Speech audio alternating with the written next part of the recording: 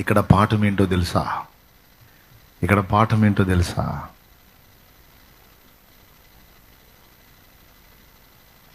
ప్రజల మీదకి వచ్చేటువంటి నాశనమును మనము అడ్డగించకపోతే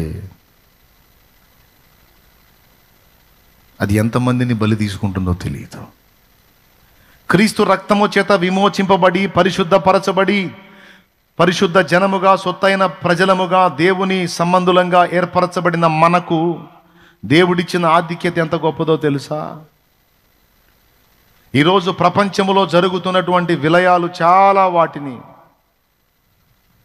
దేవుడు రాకుండా తన్ను తాను అణచుకోవడానికి కారణం ఏంటో తెలుసా? దేవుని ప్రజలలో కొంతమంది పెడుతున్న మొర్ర, కొంతమంది చేస్తున్న విజ్ఞాపన. ఏర్పరచబడిన వారు, పిలువబడిన వారిలో కొంతమంది దేవుణ్ణి అడ్డగిస్తున్నారు. దేవా శాంతించు, కనికరించు, ప్రజలను నాశనమునకు అప్పగించొద్దు,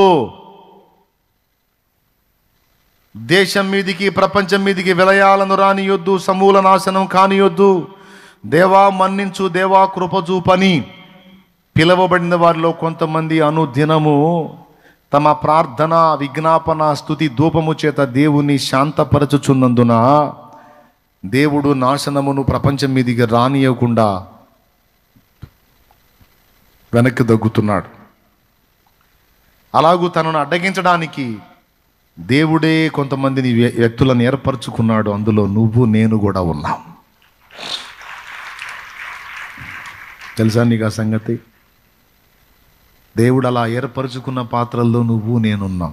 నువ్వు అనుకుంటావు, నేను ఒక్కదాన్ని పొద్దున్నే లేచి ప్రార్థన చేస్తే, నేను ఒక్కదాన్ని 3ంటికి లేచి ప్రార్థన చేస్తే, నేను ఒక్కడిని 3ంటికి లేచి ప్రార్థన చేస్తే నా దేశం మీదకి వచ్చే నాశనమును తప్పించుదేవా, ప్రకృతి విలయాలను తప్పించుదేవా, నా దేశము నాశనం కాకుండా కాపాడుదేవా, నా ప్రజల్ని రక్షించుదేవా అని నేను పెట్టే మొర్ర ఏ గాలికో పోతుంది, అది దేవుని దగ్గరికి చేరదు అని నువ్వు అనుకుంటావు.